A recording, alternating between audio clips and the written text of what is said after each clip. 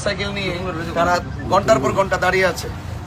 তো আমি যদি একটু জিজ্ঞেস করি একজন ধরিয়া এখানে আপনি আপনি কতক্ষণ পেয়েছে আসছেন?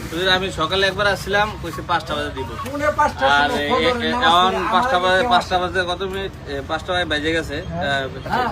মোটামুটি আপনি দুইবার আসছেন, মানে 6-7-8 ঘন্টা পর্যন্ত তেলের জন্য অপেক্ষা করতেছেন। আর আপনি কতক্ষণে আসছেন?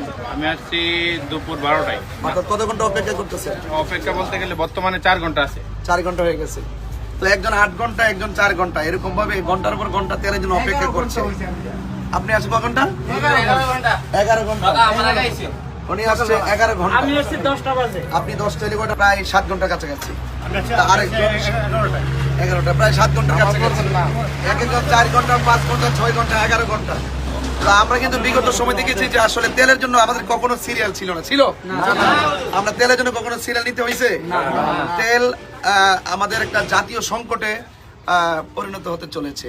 তো আমি যদি মনে করি যে বিশ্বের একটা ক্রাইসিস মুভমেন্ট চলছে যুদ্ধ বিগ্রহের কারণে, এটা হয়তো একটা হতে পারে। বাট জ্বালানি মন্ত্রী যখন বলে যে আমাদের তেলের অভাব নাই, তেল মজুদ আছে, তখন কিন্তু বিশ্বের যুদ্ধের কারণে তেল বন্ধ, এটা কিন্তু আমরা আইডিয়া করতে পারি না।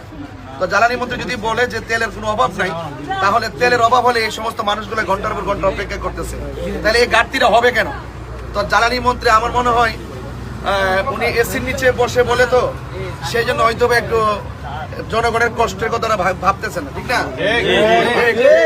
এই যে জাতীয় সংকট তেল, এই যে মোটরসাইকেলের দীর্ঘ সারি,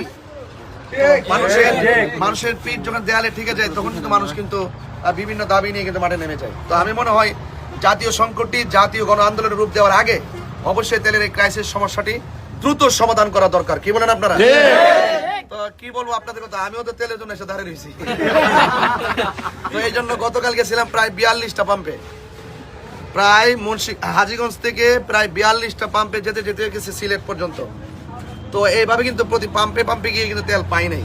তো জ্বালানি মন্ত্রী আপনি বারবার বলছেন যে তেল যথেষ্ট মজুদ আছে, মজুদ থাকলে তেলটা দ্রুত পাম্পে পাঠাই দেন, আর না হলে আপনি এই জনগণের সাথে ধোঁকা প্রতারণা করবেন না, ঠিক আছে কিনা বলে? তো সেই জন্য আমরা চাই দেশ ভালো থাকুক, দেশের মানুষ ভালো থাকুক, দেশের মানুষের কল্যাণে সকল সমস্যাগুলো সমাধান হোক।